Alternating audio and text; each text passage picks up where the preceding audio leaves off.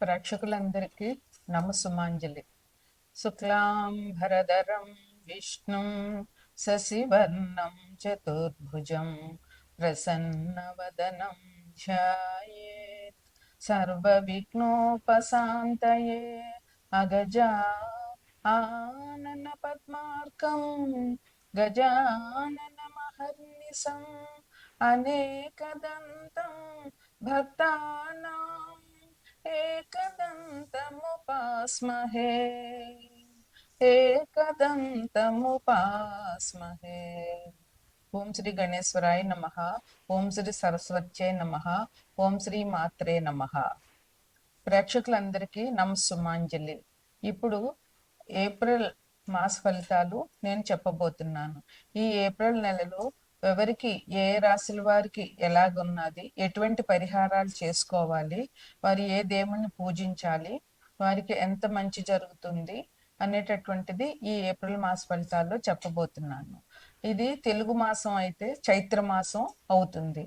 April మాస ఫలితాలు చెప్పడానికి ముందు మార్చి 30వ తారీఖు ఆదివారం నాడు 30/3/2025 రోజున మనకి ఉగాది వచ్చింది. తెలుగు సంవత్సరాది మన తెలుగు వారందరికీ కూడా నూతన సంవత్సరం ప్రారంభం అవుతుంది. ఈ నూతన సంవత్సరానికి ఈ ఉగాదికి ఈ సంవత్సరం పేరు విశ్వవసు. విశ్వవసు అంటే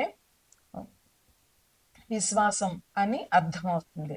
ఈ ఈ ఈ నూతన సంవత్సరంలో అందరికీ చాలా బాగుంటుంది. ఆదాయం వృద్ధి అవుతుంది. గురువు అన్ని రాశుల వారికి కూడా మంచి శుభ ఫలితాలు ఇవ్వబోతున్నారు. అట్లాగే అన్ని రాశుల వారికి కూడా చాలా బాగుంటుంది. దైవానుగ్రహం బాగా ఉంటుంది.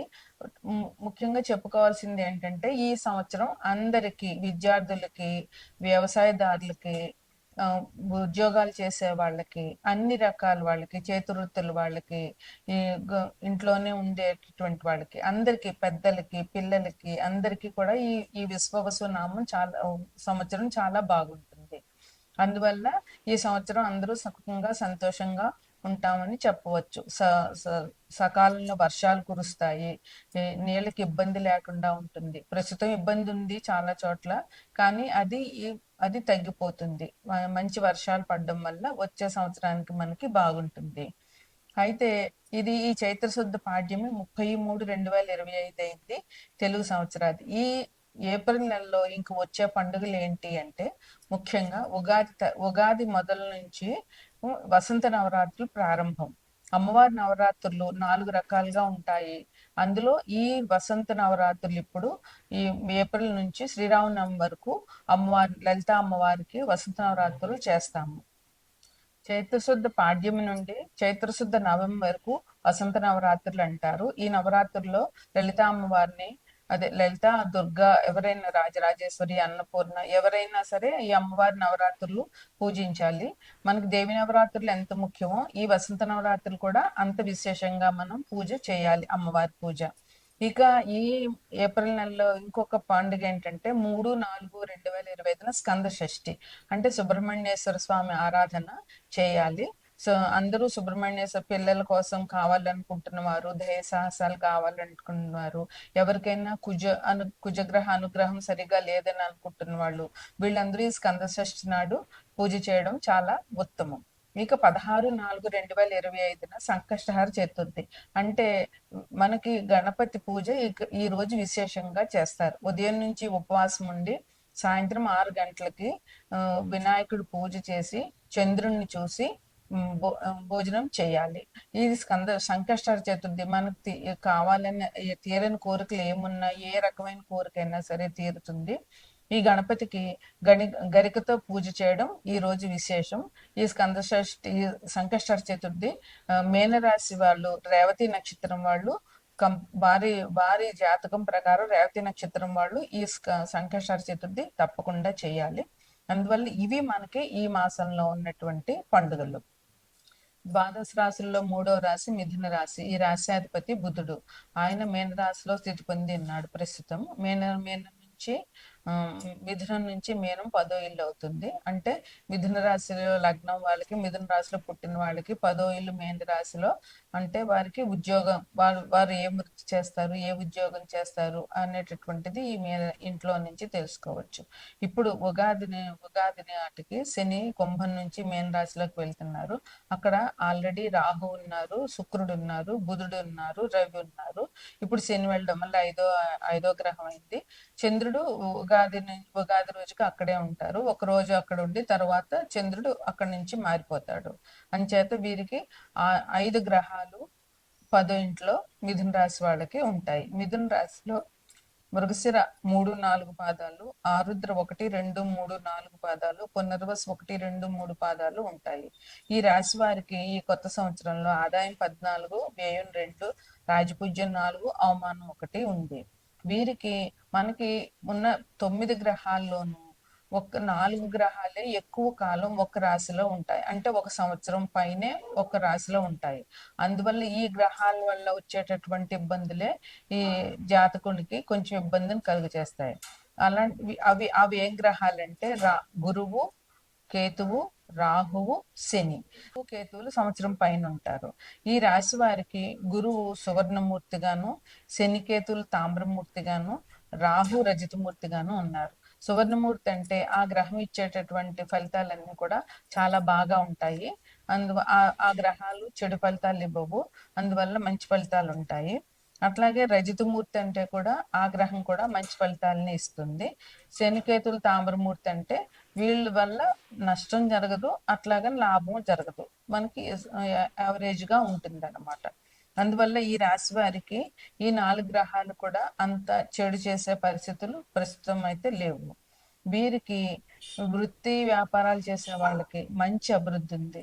ఏ వృత్తి చేసిన వాళ్ళైనా, చిన్న వృత్తులైన వాళ్ళు, పెద్ద వృత్తుల వాళ్ళైనా, ఎవరైనా సరే మంచి అభివృద్ధి ఉన్నది. అలాగే వ్యాపారస్తులకు కూడా చాలా మంచి అభివృద్ధి ఉంది. వాళ్ళకి 3 పూలు 6 కాయలుగా వాళ్ళ వ్యాపారం వృద్ధి చెందే అవకాశం ఉంది. వారు ఇప్పుడు వచ్చేటటువంటి టెక్నాలజీని వాడుకుని ఇంకా డెవలప్ చేసుకుంటే వృత్తి వ్యాపారం మంచిగా అభివృద్ధి అయ్యేటటువంటి అవకాశాలు చాలా ఉన్నాయి. ఇది వరకటి కంటే కూడా ఇప్పుడు వాళ్ళకి అవకాశాలు మార్కెటింగ్ చేసుకోవడానికి కానీ, వాళ్ళ ప్రొడక్ట్ ని ప్రజల్లోకి తీసుకెళ్ళడానికి అన్నింటికి మంచి సౌకర్యాలు వచ్చినాయి కనుక వ్యాపారస్తులు తమ బుద్ధిని ఉపయోగించుకొని మంచిగా చేయడం మంచిది. అందులోను మిథున రాశి బుధుడు అంటే ఈయన వ్యాపారానికి చాలా సహకరిస్తాడు. అందువల్ల ఈ రాశిలో ఉన్న వారి ఈ బుధుడి ఇంట్లోనే ఉన్నారు కనుక వీరికి సహజంగానే ఆ వ్యాపార తెలివితేటలు, వీళ్ళకి ఆ కమ్యూనికేషన్ స్కిల్స్, ఆ టెక్నాలజీని వాడుకోవడం వీళ్ళకి బాగా వస్తుంది. ఆ ఉన్నదాన్ని ఇంకా అభివృద్ధి పెట్టుకుంటే వీళ్ళు మంచి అభివృద్ధిలోకి వచ్చే అవకాశాలు ఈ రాశి వారికి చాలా ఉన్నాయి. అట్లా అన్ని కార్యాల్లోనూ జయం, వీళ్ళు ఏ పని తలపెట్టినా కూడా జయం జరుగుతుంది. అలాగే వివాహ శుభకార్యాలు చేస్తారు. వీళ్ళకు చేయలేకడానికి లేకపోయినా వీరు వేరే వాళ్ళు చేసేటటువంటి పెళ్ళిళ్ళకి కానీ, గృహప్రవేశాలు వీటికి కానీ వీళ్ళు అటెండ్ అవుతారు. అట్లాగే రాజకీయ నాయకులకి ఈ మాసం చాలా బాగుంది. వాళ్ళకి ప్రజల్లో మంచి గుర్తింపు వచ్చే అవకాశం ఉంది. అందువల్ల రాజకీయ నాయకులు ప్రజల దగ్గరికి వెళ్ళి వాళ్ళ కష్టాలు విని వాళ్ళ మనసు దోచుకోవడం వీళ్ళకి ఇప్పుడు ఎంతైనా అవసరం. ఎందుకంటే ఇప్పుడు అనుకూలంగా ఉంది కనుక వీళ్ళ మీద. బంధువర్గంలో కూడా వీళ్ళు ఈ రాశి వారికి మంచి పేరు ప్రఖ్యాతులు వస్తాయి. అబ్బా చాలా మంచివాడు, అట్లాంటి మంచి పేర్లు వచ్చేటటువంటి అవకాశం ఈ రాశి వాళ్ళకి బాగా ఉంది. అందువల్ల బంధుమిత్రులతోటి చాలా సహకారంగా, అన్యోన్యంగా ఉండడం చాలా మంచిది. వీరికి రవిగ్రహం చాలా అనుకూలంగా ఉంది కనుక ఈ రాశిలో వాళ్ళకి గవర్నమెంట్ ఉద్యోగాలు ఎవరైనా ప్రయత్నం చేస్తుంటే గవర్నమెంట్ ఉద్యోగాలు వచ్చే అవకాశం ఉంది.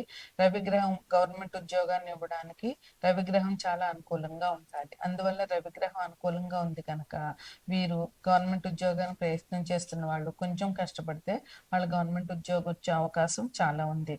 ఇంకా వీళ్ళకి ఆర్థిక పరిస్థితి ఇప్పటి వరకు ఎలా ఉన్నా కానీ ఇప్పటి నుంచి వీళ్ళకి మంచి అభివృద్ధిలోకి వచ్చే అవకాశం ఉంది. చాలా మార్పు జరుగుతుంది ఈ నెలలో. అందువల్ల ఈ రాశి వారు ఇంకా వాళ్ళ ఆర్థిక దుస్థితికి చింతించవలసిన అవసరం అస్సలు లేదు.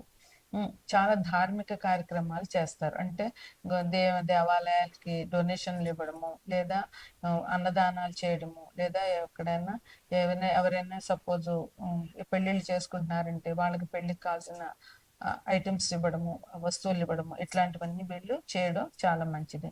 వీళ్ళకి జ్ఞానం ఈ మాసంలో మంచి జ్ఞానం వచ్చే అవకాశం ఉంది. అలాగే మంచి సంపద కూడా పెరుగుతుంది. జ్ఞానం అంటే పుస్తక జ్ఞానం, ఒక మంచి పుస్తకం చదవడం వల్ల వచ్చే జ్ఞానం, లేదా భగవద్గీత ఇట్లాంటి పారాయణాలు చేయడం వల్ల మన జ్ఞానం చాలా అభివృద్ధి చెందుతుంది. అదే చదువుకునే పిల్లలకైతే వాళ్ళు కొత్త కొత్త టెక్నిక్స్ పెరుగుతుంది. వాళ్ళకి కాంపిటేటివ్‌గా అటెండ్ అవ్వడానికి మంచి అవకాశాలు ఉంటాయి. వీళ్ళకి కొంచెం ప్రారంభంలో కొంచెం ఇబ్బందులొచ్చినా కూడా అవన్నీ తొలగిపోతాయి. అవన్నీ తొలగిపోవాలంటే వీరు గణపతి పూజ బాగా చేయాల్సొస్తుంది. భూ సంబంధ కార్యక్రమాలు కొంచెం ఇబ్బందులుంటాయి. అట్లాగే కొంచెం శత్రువులు పెరిగే అవకాశం ఉంది కనుక అది ముందే తెలుసుకొని మీరు జాగ్రత్తగా ఉండి శత్రువులు పెంచుకోకుండా ఉండడం చాలా అవసరం. కొద్ది కొద్దిగా అపనిందలొచ్చే కొంతమందికి గ్రహాలు అనుకూలంగా లేకపోతే అపనిందలొచ్చే అవకాశం ఉంది.